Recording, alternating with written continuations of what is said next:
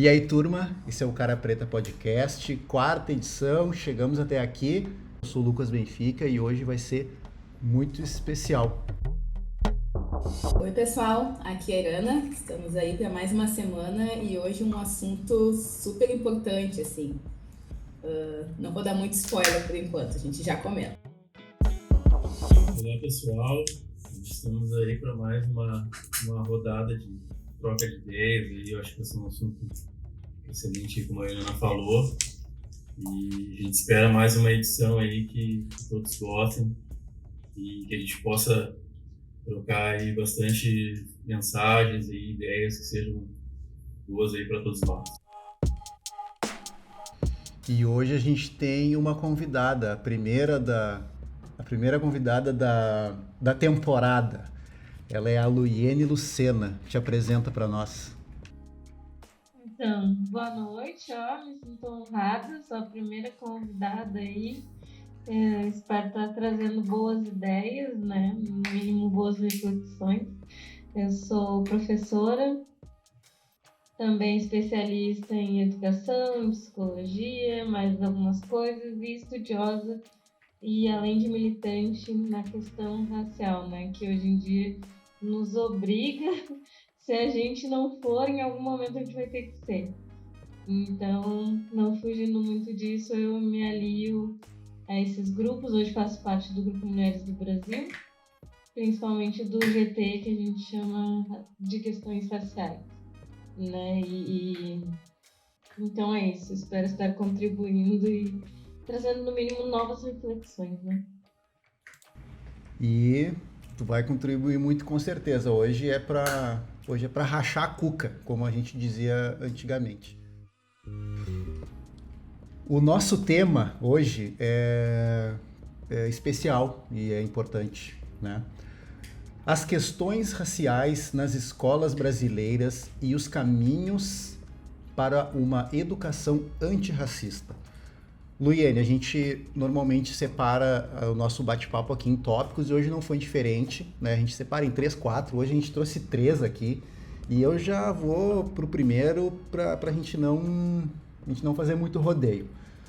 Como é visto a abordagem do tema racismo nas escolas brasileiras? Como ele é tratado? Quais os caminhos para um melhor debate sobre isso? Então, essa é a pergunta de 1 milhão, né? Que todo mundo acha que tem a resposta, mas na realidade ninguém tem e ninguém faz. A realidade é que nem na academia nem nas escolas a gente ainda não fala realmente em racismo, né? Algo que está muito engatinhando ainda. Apesar de a gente ter uma lei que nos obriga a tratar disso há mais de 20 anos. Ela já está aí. Ou seja, eu estava no colégio, essa lei já existia. Aí uma pesquisa rápida aqui, entre nós três. Alguém ouviu falar alguma coisa durante a sua educação em racialidade, em racismo? E se a gente para refletir, tenho certeza que nenhum de nós três, mesmo eu sendo depois professora na minha formação, também não tive acesso a isso. Então, quer dizer, é uma lei que está aí e que, como a gente fala aqui no Brasil, não pegou, né? Então, quer dizer, a gente não trata isso ainda. E, na realidade, a educação... o nosso ministro Silvio Almeida uma vez fez uma palestra onde ele fala que a educação, na realidade, é a ferramenta de reprodução e criação do racismo. Uma palestra maravilhosa, inclusive, indico para vocês que procurem sobre isso no YouTube. Porque é um tapa na cara, assim, a gente começa a ver os dados que ele traz e relacionar, que é isso que falta muito dentro da nossa educação. Em vez de seccionar, mas assim, relacionar as disciplinas, a gente começa a se dar conta que é todo um movimento que aconteceu e que acontece até hoje em dia, que acaba trazendo a educação como a principal ferramenta de reprodução do racismo. E a gente acha que ela é libertadora, a gente acha que ela é emancipatória e a gente acha que é através dela que a gente vai conseguir reverter. Sim, mas através dela simplesmente colocando, como hoje a gente coloca, obrigatório ensinar a história e cultura afro-indígena nas escolas. Sendo que eu não convenço os meus professores a fazer isso, eu não convenço os meus diretores a fazer isso, e mais ainda, não existe uma fiscalização intensa sobre isso. Existe alguma coisa, algum movimento, mas nada muito intenso. O que acontece normalmente? Aí da minha cadeira de professora, né? Vamos fazer uns trabalhinhos aqui, a gente tira umas fotos, bota lá, tá tudo certo. Cumpri minha parte. Mas daí nem os professores acreditam nisso, né? Quanto mais os alunos, que quem deveriam estar aprendendo isso. Então, eu acredito que, a começar, assim, a gente normalmente tende a querer começar pela base das coisas, né? Mas neste ponto e nessa vida que fala sobre o racismo, ao meu ver, o ideal seria começar na academia. Que é isso, quando a gente vai fazer um TCC, a gente não tem autores negros para citar nos nossos TCCs. A não ser que a gente fosse muito, assim, que a gente queira muito, que foi uma coisa que eu botei na minha vida. Cada TCC que eu fizer agora, eu vou ter no mínimo 2 ou 3 autores negros, não interessa o assunto. Eu vou conseguir encaixar alguém de alguma maneira. Porque a gente não tem, não chega. Ah, porque não produz? Não, é porque não chega. Não chega na gente isso, a academia barra isso. E aí, como eu falo que eu quero estruturar uma escola, uma educação antirracista, se lá na academia, que é o que gera um motivo para ser tratado nas escolas, eu não tenho esses autores, eu não tenho essa visão, eu não tenho essa parcela, né? Então, ao meu ver, este começo deveria se iniciar lá na academia. Que é isso, é mudar esse olhar eurocêntrico que a gente tem e que a gente é acostumado e que pra gente é o normal, porque, eu falo pela educação, né? A gente tem o pilarzinho da educação lá. Vygotsky, Piaget e mais um ou outro autor, todos europeus brancos. Quando a gente fala de algum que não seja, a gente fala em Paulo Freire, mas também que é brasileiro, mas ainda assim não transita muito por essa questão. Então, cadê, sabe? Como que a gente vai conseguir gerar lá embaixo se lá em cima não chega? Não chega essa produção. Nossa, Lex, já começou com tudo, hein? Muito bom. Duas coisas me chamaram a atenção, assim, né, na fala que tu trouxe pra gente, que a escola deveria, né, ser um ambiente ali de proteção, e às vezes se tem essa ideia, né, que a escola é onde a gente vai abrir as mentes, etc., mas acaba sendo ali, geralmente, a primeira vez que uma criança se depara com o racismo, né, em que ela sofre o racismo, porque vem uma criança, ela tá na família, ela tá ali protegida, muitas vezes, e quando ela vai para a escola, então ela se depara com outro ambiente de não proteção, né? Então ela vai para o mundo e ali ela já vê muitos relatos que é a primeira vez que uma criança pequena, a gente fala ali de 2, 3, 4 anos, sofrem racismos assim, diretos e mega violentos, assim, né? Então é muito triste.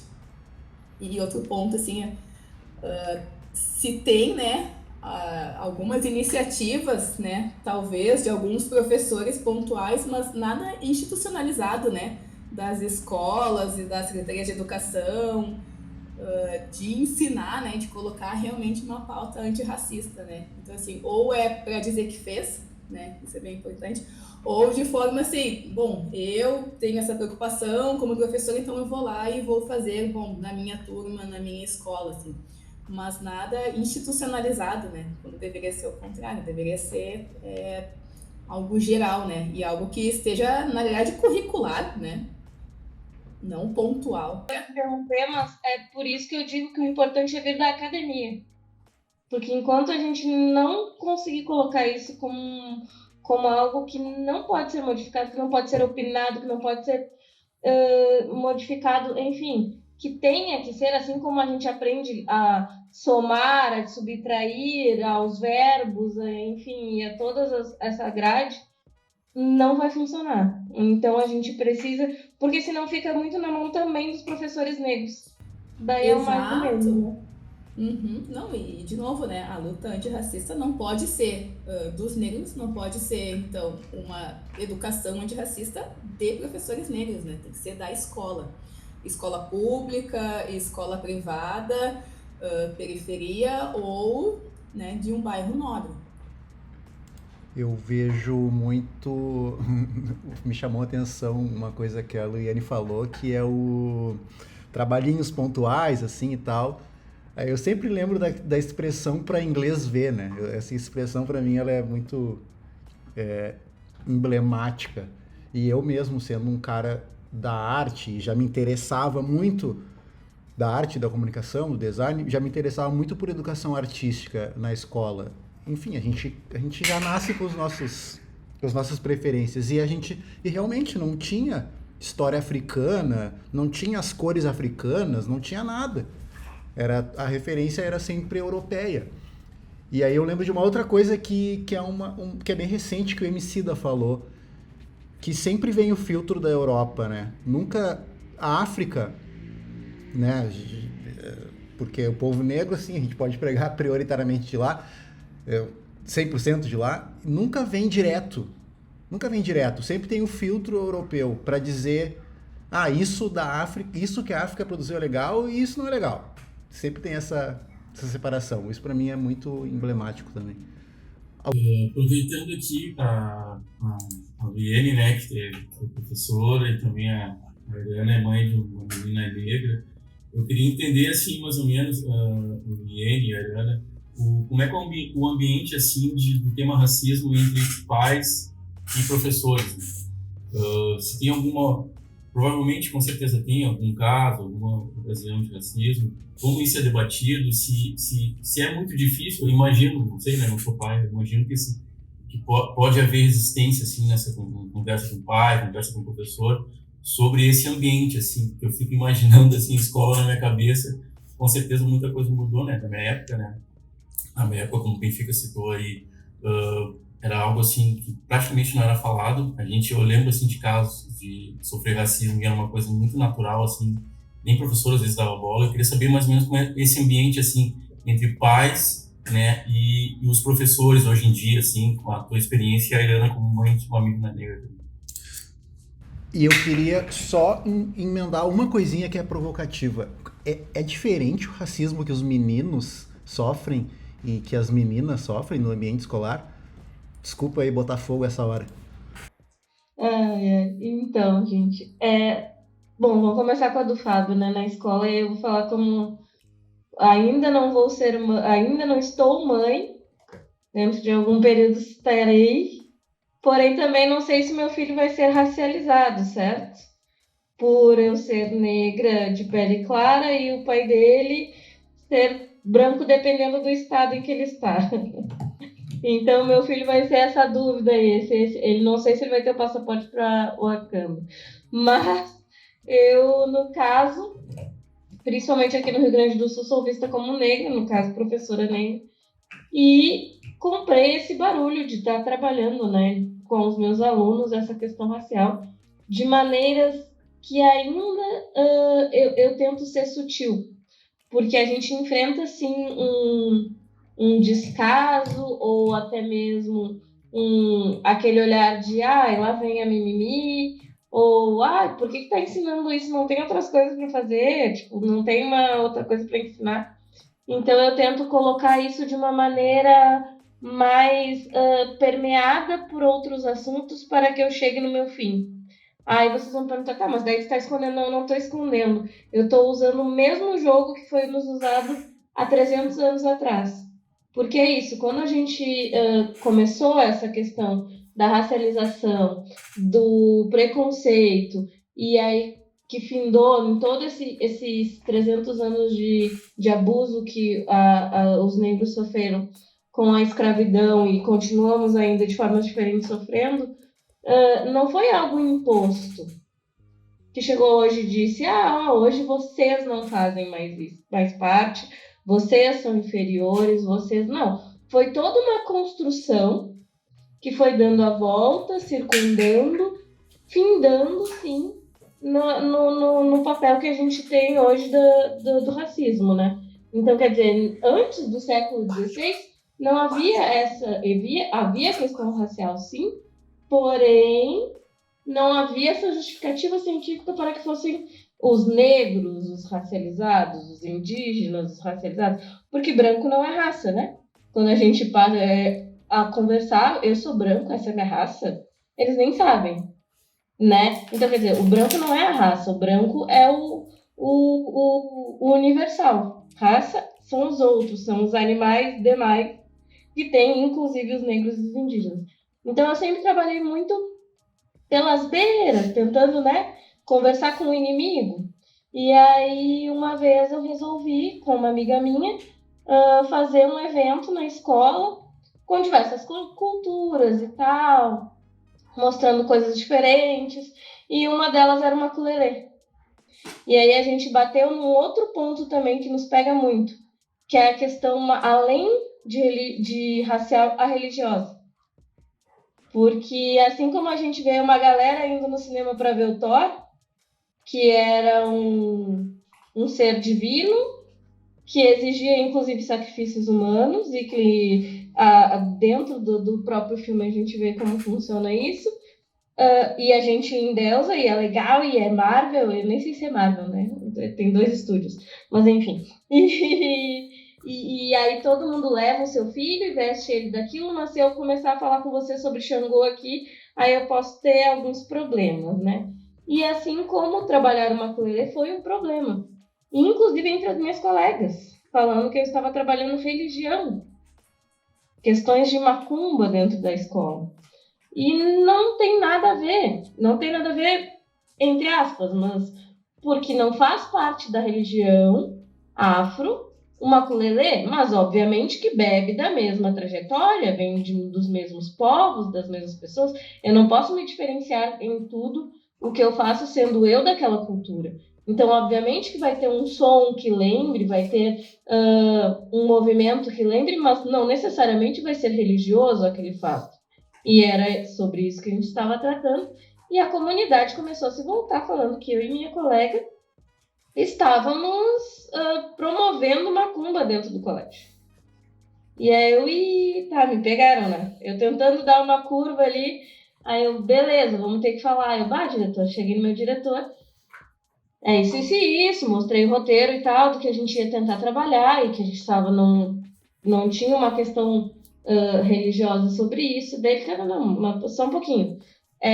Tá dando o que falar? Eu sim, tá dando o que falar. Tem pais que já vieram reclamar, tem inclusive colegas que estão me perguntando por que a gente está trabalhando isso. E aí, quando eu digo para vocês, a gente não convenceu nem os professores a trabalharem isso, porque vocês veem, professores estavam contra este tipo de assunto dentro do colégio, muito por conta de serem, infelizmente aqui eu vou ter que citar, mas evangélicos. Então, eu falei isso e ele, não, eles estão reclamando. Então é ótimo. A educação faz barulho. É bom que assim muda. Aí, quando eu tive este diretor, eu me senti apta a estar trabalhando, e aí também abri as portas e parei de também comer pelas beiradas e fiz efetivamente o que está lá, o que está escrito nas nossas orientações educacionais, tanto de federal, quanto estadual, quanto municipal. Nos é exigido isso, porém, não é feito. Então, quer dizer, enquanto a gente não consegue desenrolar esse imbróglio, muita coisa vai ficar para trás e não vai acontecer. E a gente vai estar vivendo esse tipo de situação dentro dos colégios para aqueles que querem fazer acontecer, né? Infelizmente, ainda muita coisa afro é vista de maneira errada, é vista de maneira temperada pelo racismo, e principalmente o racismo religioso. E aí, quando tu fala também sobre a questão do se o racismo é diferente para o homem e para a mulher, sim.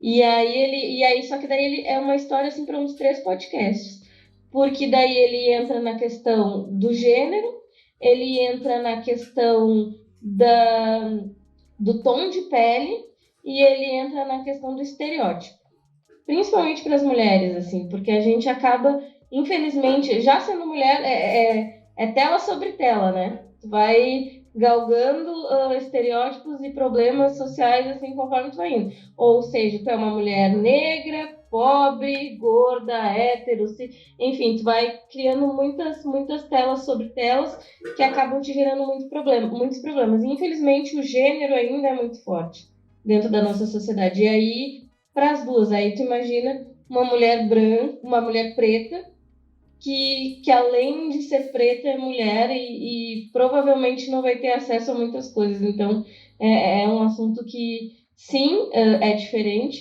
até porque daí para o homem também tem seus problemas, né? Mas que gera uma discussão bem maior, assim, do que a gente é capaz de falar agora nesses minutinhos. Não, respondeu sim. Mas e para meninos e meninas na idade escolar, é a mesma coisa? Eu acredito que tem para ambos, e mesmo assim, para as meninas acaba sendo pior. Por quê? Por exemplo, o nosso cabelo. Porque enquanto os guris, por exemplo, negros de pele clara, raspa o cabelo, tá ok. Ele passa. Até porque ele tem pele clara. Eu não posso raspar a minha cabeça. Eu vou ser uma menina de cabeça raspada. Ou seja, eu vou ser negra, de qualquer jeito. Alisando o cabelo, não alisando o cabelo. Eu não consigo fugir pela tangente. Então, os problemas começam sim desde cedo. Acredito ainda que o pesado da história acaba sendo. Até porque os guris acabam tendo muitas vezes aquela questão de um lugar, por exemplo, que a gente consegue conquistar, que é o futebol, onde a maioria dos ídolos são negros. Então, sei lá, o Fabiano, por exemplo, vai estar jogando legalzinho, é lá o Neymar, o Hulk, legal, entendeu? Ele tem uma referência boa ainda por ele. E nós meninas não temos isso, esse lugar, assim. Tirando a Beyoncé, que Deus, não tem como, com 10 anos, ser comparada a ela. O resto, então eu acabo não tendo essas referências, né, de estereótipo, não sendo aceita ali dentro do grupo, e aí caindo nesse problema que, além de racial, é o de gênero, né? Eu sempre ouvi falar assim, a menina preta com cabelo comprido, ela comprido de grande, né? Ah, professora, eu não consigo enxergar porque o cabelo dela tá na minha frente. E quando tu fala que a educação faz barulho, esse podcast começou com um encontro de amigos e ele tá fazendo um barulhinho assim e tal, e a gente tá aqui para isso, não tem como fugir do barulho, mas eu fico feliz que muitas pessoas brancas estão consumindo, assim, várias já falaram comigo, isso é muito bom. Não, só quero colocar, assim, que acho que essa questão de gênero, ela já vem desde antes do nascimento, né?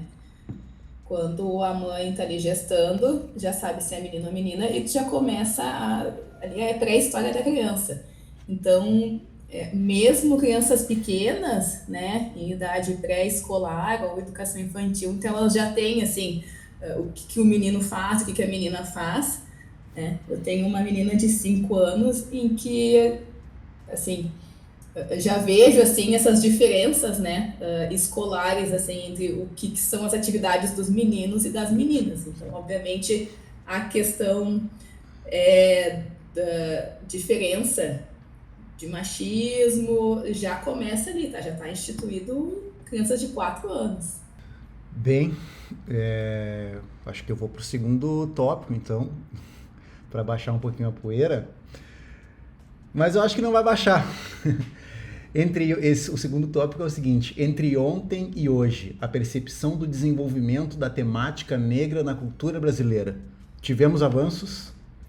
O que fazer para melhorar?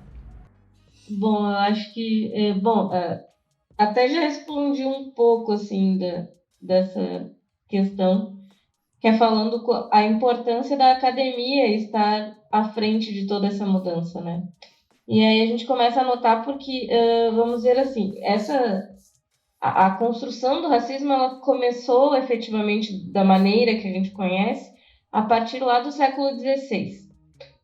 Lá a partir do século XVIII e tal, com as grandes navegações, a questão do colonialismo, que eu garanto que todo mundo aqui ouviu falar muito bem do colonialismo, né? É muito legal que os europeus vieram tirar os lençóis de ignorância das Américas e de povos africanos e até mesmo indianos, enfim, asiáticos. Ninguém ouviu falar mal disso, porém foi durante esse período que a gente construiu essa questão do racismo como a gente verifica ela hoje. E aí, por questões brancas ainda assim, lá por meados do século XIX, começou a mudar isso com a questão da industrialização do mundo, que foi uma ideia inglesa, né? Então, visto que não era mais interessante para eles comercialmente que as coisas agissem dessa forma, fossem dessa forma, mas que também não era interessante perder o poder, eles, beleza, a gente tira a escravidão do negócio, institui algo diferente para que se trabalhe da forma que a gente está recriando, mas ainda mantém o nosso status quo dentro da sociedade. E aí, o que a gente faz, por exemplo, no Brasil, em 1888, um dos últimos países a saírem desse processo de escravidão, e só saíram não por ser bonzinhos, não porque estava tendo pressões aqui, porque teve sim muita luta, mas porque houve uma pressão inglesa, europeia, para que a gente entrasse no mercado, que agora estava sendo diferente, não era mais escravo, né? Era um mercado de indústria, de industrialização de trabalho. Então, ok, o Brasil entra nisso, mas pela primeira vez a gente começa a ter políticas públicas de educação. Para quê? Para garantir o status quo dos brancos que estavam agora no poder. E aí, o que a gente começa a ter? Em 1888 tem a abolição da escravatura. No século XIX, a gente começa a ter essas políticas públicas. Entende o quanto a educação está ligada à questão racial? E como ela é utilizada para manter isso? E a gente não se dá conta disso. Porque a gente não junta as pecinhas históricas para entender o tanto que isso funcionou para que as coisas acontecessem. Então, quando no século XIX, já depois da escravidão, a gente começa a ter, por exemplo, a necessidade de ter terras para estar em escola, a gente começa a ter escolas exclusivas para os imigrantes que estavam vindo agora para trabalhar aqui no Brasil, a gente começa a ter terras demarcadas e distribuídas para que esses novos povos viessem e colonizassem, enfim, pertencessem ao Brasil. Só que quando a gente faz isso para negro, o negócio muda, né? Que é a questão das cotas, que é a questão da demarcação dos quilombolas. Então, quer dizer, quando a gente não consegue juntar isso e ver a história como algo que tem uma coerência, a gente acaba tendo um lugar propício para que isso se refaça, continue, enfim, tenha a sua força de manter com que esses conceitos sejam feitos e multiplicados, né? Então, quando a gente pensa como começar, onde começar, é meio que por muitos lugares, ok. Mas ainda assim eu reforço a importância de ter a academia ao nosso lado. E aí pensar e repensar currículos, verificar, por exemplo, que eu falo, por exemplo, sobre o colonialismo, né? Ainda assim é algo bom nas escolas. O que eu falo sobre biologia?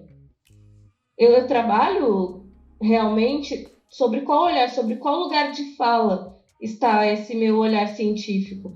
Porque, na realidade, a gente toma a ciência como verdade única, mas ela não é, ela depende muito do lugar de onde ela foi criada, né? Tanto que a gente tem diversas ciências que foram produzidas e que deram luz à humanidade na África, mas que daí foram lá os gregos e romanos e roubaram tudo, e aí hoje a gente diz que eles que são os grandes filósofos, os grandes médicos, os criadores de medicina, matemática, enfim, e a gente sabe que não é verdade, né? Então, eu diria essas duas coisas, da academia e o lugar de onde a gente está bebendo para reproduzir esses currículos que a gente dá hoje nas escolas, né? Esse negócio de cotas aí, pô, inventaram aí faz tempo, né? Esse negócio de cotas aí, agora estão reclamando. É sacanagem. Eu acho que um ponto... o Enito traz uma aula, né? Demais, hein? Muito bom te ouvir, tá? Muito bom te ouvir e aprender contigo, tá? Tá sendo uma baita experiência, assim. Acho que você traz um ponto bem importante, né? Que o conhecimento ainda, né, conhecimento que é validado pela academia ainda é tido como aquele né, que vai ser disseminado, quando a gente sabe que existem vários tipos de conhecimento, né, e que não precisa estar dentro de uma universidade para a gente produzir e reproduzir a ciência, mas ainda na sociedade em que a gente está, se exige essa validação. Então, é um ponto bem importante, né, que venha de lá e que vá descendo, né, numa escalada. Eu acho que falando aí sobre o assunto na questão do desenvolvimento dessa temática, né, do racismo na cultura brasileira, assim, falando de maneira assim bem genérica, assim, eu acho que a gente teve diversos avanços, né? Porque me comparando assim, a minha experiência assim lá de garoto da escola, enfim, na mídia, por exemplo, meios de comunicação, a gente nunca ouvia falar quase nada sobre isso. Em programas de TV, olha, quase nada não, era zero. Eu não tinha a menor noção de racismo. A gente escutava meio que alguma coisa de racismo nas músicas nacionais, lá quando, década de 90, eu tinha lá, sei lá, meus 9, 10 anos, alguma outra coisa que se falava, né? Que a gente gosta muito, né? Menino negro do futebol, tudo era normal, chamar de macaco, falar isso e aquilo, e hoje a gente vê os jogadores reagindo, a gente sabe que ainda há muita resistência. Eu acho que esse é o ponto, né, Leandro? Como a gente vai qualificar e desenvolver a temática do racismo em geral na sociedade, como você citou aí na academia, né? Enfim, na questão da política entre o povo, como a gente cria pontes com pessoas ainda resistentes. Isso é uma coisa que eu sempre falo bastante, a questão de semear mais a questão do conhecimento, né? A gente não tentar criar inimigos, não tentar criar aquela repulsa, que a gente sabe muito bem, né, o que acabou ocorrendo, né, quando a gente cria uma certa casta assim, de conhecimento e não desenvolve isso, a gente não ampara as pessoas, porque eu acho que a maioria das coisas, como tu citou, a teus colegas de trabalho, né, é tudo a questão da formação. De repente, às vezes, nem é tanto a má-fé da pessoa, as pessoas não têm a formação necessária para fazer essa análise mais profunda, né, de quanto isso se perpetuou na sociedade, quanto tempo a gente sofreu com isso, o impacto que a gente tem em todos os sentidos, né, não só nas questões humanas, questões econômicas, como tu citou aí a questão da mulher negra. A mulher negra está na base da economia, que sofre mais, isso sempre foi assim, e as pessoas têm que entender, de repente, o fundamento de tudo isso. Então, a questão é a gente qualificar o debate, assim, no geral. Acho que o ponto é esse, né. Eu vejo avanços, assim, não sei o que vocês acham, comparado à minha época lá, quando eu me olho, a minha experiência de pequeno. Isso aí era zero, até dentro da família, assim, era uma coisa assim, muito vaga. Olha, nada. Em televisão, a gente ouvia qualquer coisa, rádio, zero, algum programa falar sobre isso. Nunca. Novelas, que é algo que delimita bem a nossa sociedade, também nunca teve quase nada disso. Era tudo meio que normal, tudo jogado assim na bola comum, né? Então, eu acho que a gente teve avanços assim na cultura, essa questão temática do racismo. O ponto é como a gente faz agora para qualificar esse debate aí no geral. Acho que um ponto importante, pegando um pouco o que a Luiene falou e o que o Fábio está trazendo agora, e que eu vejo, eu percebo dificuldade das pessoas em conseguir relacionar, tá? Uma educação antirracista com os reflexos que isso vai ter na sociedade, assim. As pessoas não conseguem relacionar que um racismo sofrido por crianças negras vai se tornar em evasão escolar, vai se tornar em uma perpetuação, tá? De crianças ali que não conseguem, tá? Melhorar de vida, como se fala, tá? Que não conseguem melhorar a sua situação socioeconômica, tá? Então, eu vejo muito essa dificuldade, tá? Relacionar o quê? A essa educação de base, educação antirracista, com o reflexo que a gente tem na sociedade lá no adulto, assim. Acham que uma coisa é estanque e não tem ligação com a outra, tá? E também essa relação com a cultura, tá? Então, não sei se a Luene quer falar um pouquinho também sobre isso. Eu acho que na própria relação entre os alunos, entre as crianças pretas e brancas, né, para mim é a base mais base de tudo, né, pelo menos para mim, a própria relação ali, o convívio diário. Se não tem uma educação antirracista, não consegue nem conviver ali. Daqui a pouco a criança branca vai levar para casa um ensinamento, né? vai ver os pais daqui a pouco tendo comportamentos racistas e vai explicar pro pai e pra mãe, não é bem assim, aprendi no colégio isso e tal. Para mim isso é fundamental, a relação, o convívio. O resto é uma subida. Mas até assim, o reflexo na sociedade, as pessoas não conseguem perceber isso, assim, é incrível.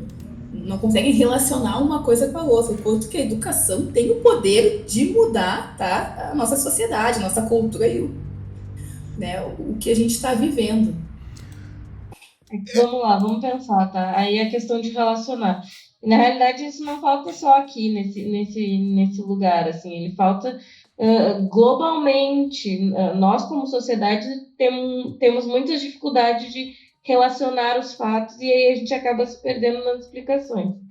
Quando a gente pensa em educação e cultura, a gente pensa normalmente separado.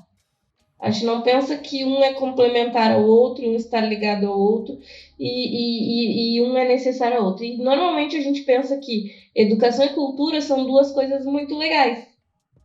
Sim, era para ser assim, porém, se a gente pensar historicamente, a gente chega ao ponto que, por exemplo, foi através da educação que se insurgiu o nazismo. Né? Eram dentro das escolas que as crianças eram ensinadas de que sim, existia a raça ariana, de que biologicamente, inclusive isso era comprovado, e que sim, eles tinham alguma coisa que os tornava especiais e superiores. Assim como hoje em dia a gente está tendo esse novo olhar sobre o racismo e que entendendo que sim, existe o racismo e que não existe mais raça, no sentido em que a gente nos foi apresentado, porém existe uma raça social, existem pessoas racializadas e que precisam sim ser tratadas e vistas de outra forma, tudo que elas fazem, tudo que elas produzem, né? E aí isso acaba gerando uma cultura que vai tentar explicar isso e que acaba sendo marginalizada, assim como foi o samba, assim como foi o funk, o funk ainda, assim como é qualquer outro tipo de manifestação popular advinda desses negros, né, que fizeram muito para conseguir quebrar essas amarras, já que a educação eles não conseguiam acessar, então eles acessavam através da cultura, e aí ficava esse embate. Mas quando a gente pensa sobre isso, a gente acaba, por exemplo, se dando conta também da necessidade de uma representatividade, que foi o que eu havia falado antes ali, né? Que enquanto alguns conseguem ter essa representação, outros não têm acesso a isso e acabam sendo realmente marginalizados. Mas e a qualidade dessas representações que a gente está colocando? A qualidade dessa cultura que a gente está apresentando? A qualidade dessa educação? Sabe? Quando eu coloco, por exemplo, há um tempo atrás, estava aparecendo um ministro negro, eu não lembro o nome dele, mas norte-americano, que deveria, né, como negro, estar apto e interagindo com os assuntos advindos do movimento negro, ele votou contra questões negras, inclusive contra as cotas que agora foram esquecidas, né, em vários estados dos Estados Unidos. Então, que importância este representante tem para nós do movimento negro e para nós que entendemos ser importante isso, né? Qual é a representação dele? E aí a gente cai em mais uma armadilha do racismo, que é representatividade é importante, sim, mas tem que ver também a qualidade dessa representatividade, porque não adianta eu colocar, como a gente faz, que um negro representa qualquer um outro, que é isso que o racismo faz, né? Ele te coloca como grupo e não como indivíduo, e aí te dá o aval de beleza, o que eu tô fazendo tá tudo certo. Como a gente teve aqui também no Palmares, né? Onde tiraram grandes nomes, Gilberto Gil, entre outros, de grandes produtores de cultura, porque aquele negro era representativo, porém não aos interesses do nosso assunto. Então não valia de nada aquela representatividade, né? Mas acredito que seja isso, assim, rever a qualidade do que a gente tem nesses pontos, né? A gente tende a tratar como algo intocável, Porém, não, eu acredito que tem que ser algo revisto e revisto de perto e por muitas pessoas, para que aí sim a gente tenha a força do que é a cultura, do que é a educação e do que ela realmente pode fazer de bom para a sociedade, né? Ainda sobre a montagem do podcast, assim, e indo para um contexto de mercado, assim, para o marketing. Quando a gente conversou, nós três, o Fábio e a Irana, ela principalmente apontou, tá, mas a gente é gente comum do dia a dia. Quem a gente vai atingir? A gente não tem muitos seguidores. Daí eu expliquei para ela assim, ó, uma explicação do marketing, né, que é um mundo que eu vivo mais ou menos. Existem tu consegue atingir macro, pode ser uma macro influência, uma micro influência ou uma influência pequena. Então, se nós aqui, nós 4 debatendo, se 5 pessoas escutarem e espalharem para mais 2, mais 3, a gente consegue, né, espalhar a palavra, assim, para usar um termo bem fácil. E a gente também vai fazendo o nosso papel. A gente não precisa ser uma grande influência em uma grande negro ou negra representativo lá em um ambiente que ocupe um grande espaço, mas se 10 pessoas escutarem esse episódio de hoje, nossa, sensacional. Essas pessoas vão espalhar, a própria Luiene vai levar para a escola, né? Então é isso. É o passo de formiguinha, né? E é dos debates, das conversas, dos encontros que nascem os estudos e as melhoras. Hoje tá sensacional esse podcast. E aí, então, a gente já vai agora para o terceiro e último tópico, que acho que também vai trazer boas reflexões para nós. A introdução do negro na academia brasileira. Como analisamos as novas gerações agora universitárias? Um passivo longo ainda a ser tratado? Bom, vou começar eu de novo, né? Acho que depois as professoras vão vir atrás de mim, a academia. Eu só tô acabando com o pessoal. A gente te chamou para isso. Então. Mas eu acredito que muita gente ganhou, né? Claro, com essa situação da efervescência das cotas, da popularização do acesso à faculdade. A gente conseguiu colocar um percentual grande, por exemplo, de negros dentro de uma USP, que é uma grande universidade brasileira, dentro da URGS, assim como as outras menores também, que não piores, mas menores, e a gente conseguiu crescer esses níveis lá. Porém, ao meu ver, neste período, a gente também acabou criando instituições menos eficientes, com fácil acesso e menos eficiência. Então, ao mesmo tempo que a gente, cria esse lugar para que essa população que antes era excluída possa participar, a gente também cria esse lugar de baixa qualidade, né? E que faz parte também do jogo. Quando a gente coloca, vocês têm a possibilidade porém essa possibilidade não tem a mesma qualidade do que a anterior, o que a gente está querendo dizer com isso, né? Vocês realmente fazem parte desse espaço? Vocês realmente podem participar e produzir? Vocês realmente estão aceitos dentro desse lugar? Então, eu acho que a gente deveria refletir sobre isso, né? Sobre a qualidade do que a gente está oferecendo para esse público e o quanto esse público ainda está tendo que lutar dentro disso para conseguir se igualar a todos os outros que vieram anteriormente, né? E aí não é uma questão desses jovens, dessa nova leva, né, negra, mas sim é uma questão, acredito eu, de mais uma ferramenta social que acaba empurrando e cavando esse grande abismo que existe racial dentro da nossa sociedade. E aí, isso, ao meu ver, e aí sem um embasamento, tá? É muito uma questão de opinião pessoal. Mas Achille Mbembe é um filósofo que ele foi o primeiro um dos primeiros que cunhou o termo necropolítica, né? E relacionou isso à questão do racismo. E dentro disso ele fala que tudo que está acontecendo hoje em dia acaba tirando o salário psicológico dos brancos. Que é o quê? É dizer, beleza, eu tô mal, mas tem aquele neguinho que tá lá que tá muito pior que eu. E só que agora é feio, né? Eu continuar deixando o neguinho lá muito pior que eu. Então eu subo o neguinho para ainda manter esse mínimo de salário psicológico dentro desse pacto da branquitude, para que ainda assim eu consiga manter esse degrau e esse abismo social que existe entre negros, brancos e indígenas, enfim.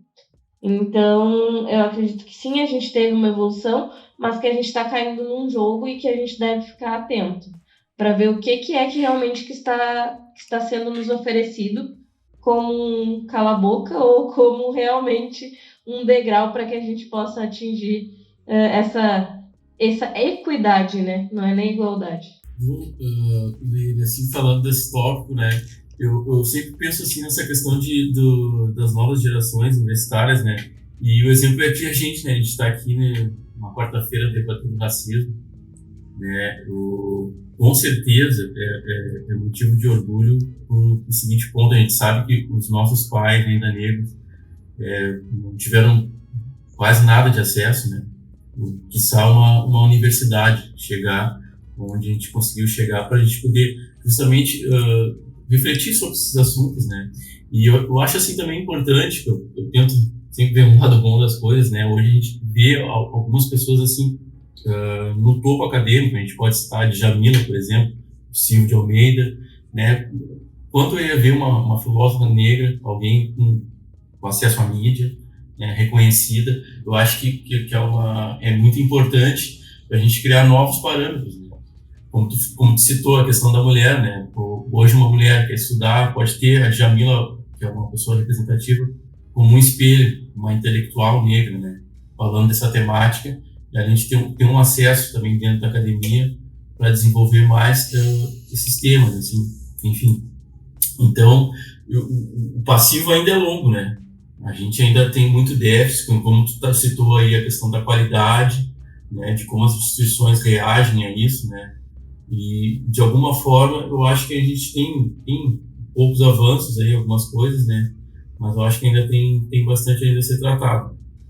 E pegando o gancho do que o Fábio falou e que a Luiane também falou antes do Silvio Almeida e da Djamila, tem muito da imagem deles, né? A imagem deles, ela é muito importante para nós.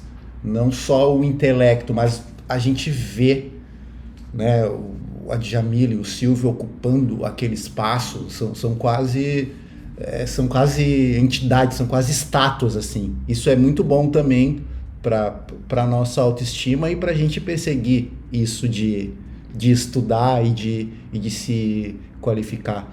Eu acho que a gente tem que dar aquele pouquinho a mais, né? Talvez se o Silvio Almeida não usasse uma boa gravata e a Djamila não usasse boas bolsas como ela gosta, talvez não seriam tão bem vistos assim. Por nós, claro, mas pelos outros não.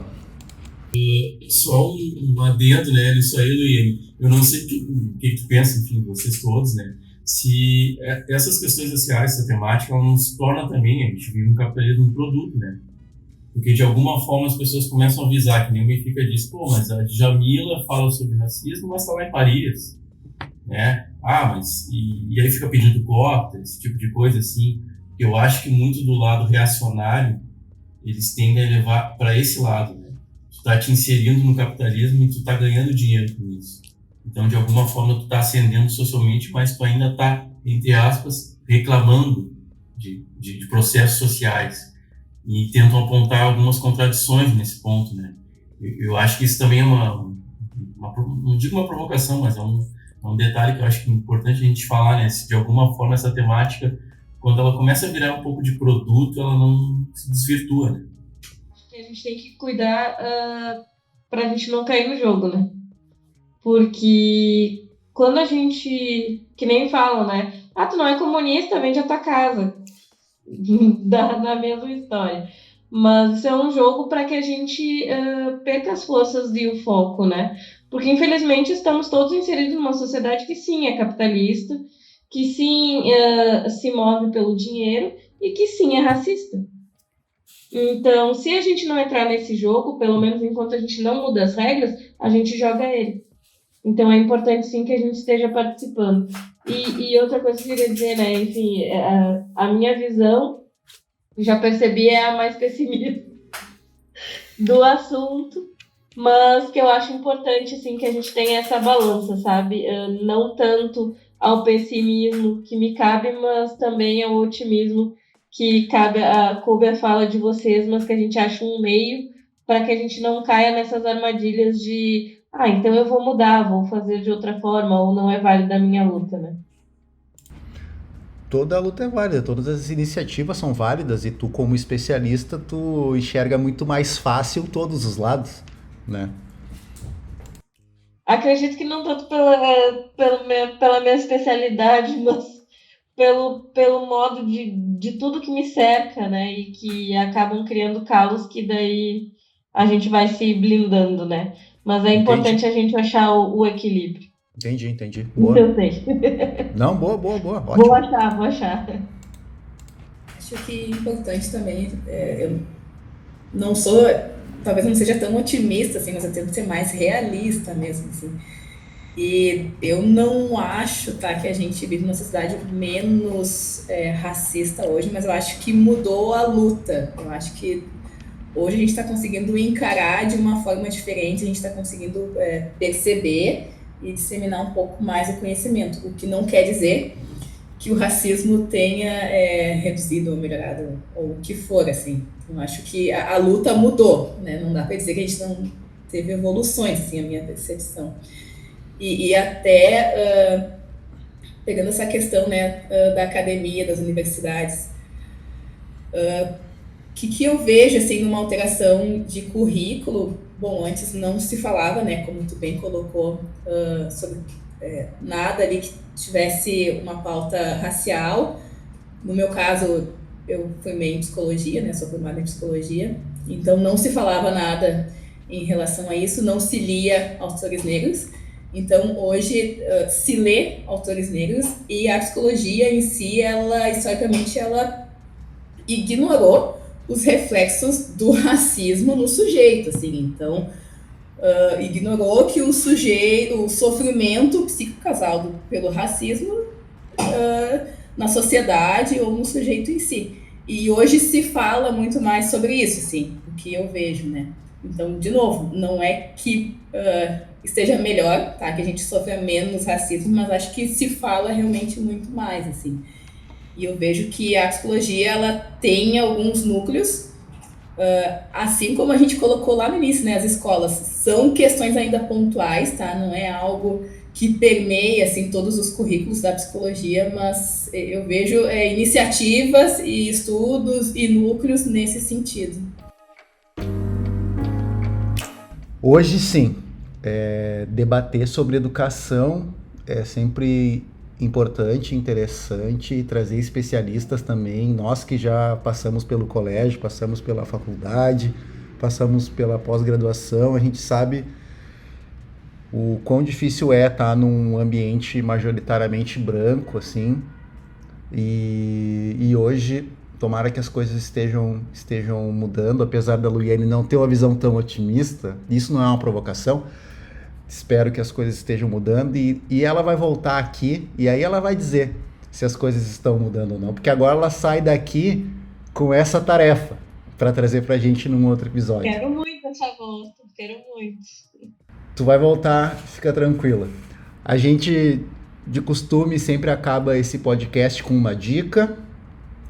A minha dica de hoje, já que eu falei antes ali do professor e ministro Silvio Almeida, a minha dica é o livro dele, que é o Racismo Estrutural. É um livro muito importante, que a gente tem que ler a mesma página umas 8 vezes para entender. Então o livro, ele se tu leria ele em um mês, vai demorar com certeza 4 meses para terminá-lo. Airana, tua dica. Minha dica de hoje é uma conta de Instagram, tá? De uma pessoa que eu acho maravilhosa, que é a Bárbara Carini. O nome da conta é Uma Intelectual Diferentona. Vale a pena seguir, olhar as postagens, olhar todo o histórico. Ela tem uma escola totalmente antirracista, que é a Escola Maria Filipa. Então, é alguém que eu recomendo muito. Galera, tava ótimo o papo hoje. Agradecendo a Luiene a presença.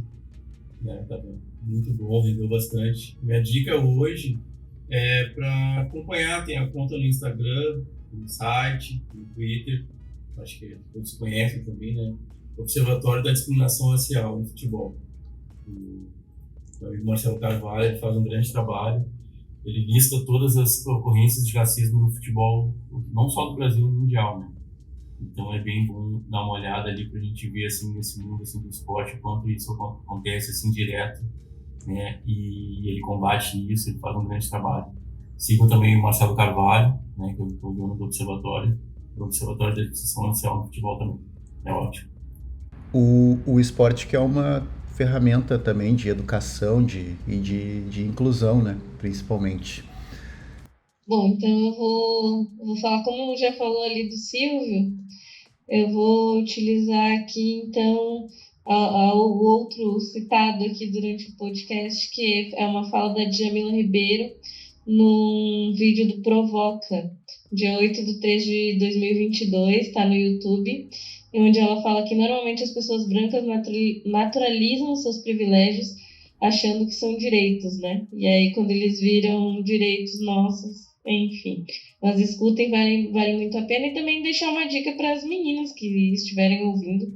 E aí, cabem a todas, brancas, pretas, claras, gordas, enfim, mulheres do Brasil aí, se quiserem procurar também no Instagram, Grupo Mulheres do Brasil Porto Alegre, a gente está sempre de portas abertas, você pode achar o GT lá que você melhor se encaixar, inclusive o racial, e não é só para mulheres negras, né, que a gente acaba tratando como se fosse um problema só nosso, essa questão racial. Inclusive, na última fala que eu fiz no grupo, uma mulher branca, veio me perguntar por que tinham tantas pretas ali e não tinham as brancas para ouvir o que a gente estava falando. E é isso, né? A gente acaba se fechando nas nossas bolhas em vez de espalhar esse assunto. Então, eu convido a todas as mulheres para que possam participar de algum grupo que queira e que eventualmente estejam também lá nos eventos do grupo do GT Racial. Complementando a tua dica, se me permite, também tem a entrevista da Djamila no Roda Viva. Acho que foi em 2021. É um belo programa para se ver.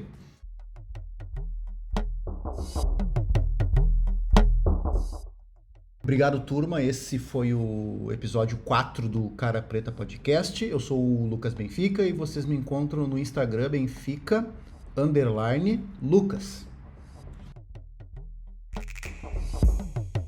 Eu sou o Fabiano Lucena. Vocês me encontram no Instagram, é Fábio Lucenato. Vocês já sabem, eu sou a Airana e vocês me encontram no Instagram, @AiranaMoura. E eu quero agradecer aqui, né, em nome do Benfica, em nome do Fabiano, a presença da Luiene. Foi uma aula, foi demais, Luiene. Não tínhamos como iniciar nossa série de convidados melhor. Tá? Só te agradeço pela magia que tu fez acontecer aqui hoje, tá? Nos ensinou muito, tá bem? E volte, tá? Por favor. Eu que sou grata pelo convite, né? Eu fico muito feliz cada vez que me chamam para contribuir em formar novas ideias e novas reflexões. E me chamo Luiene, pode me encontrar no Instagram também como Luiene, com 2 N's, só tem eu lá. E sigam o @Cara Preta Podcast também no Insta. Obrigado, galera. Até a próxima.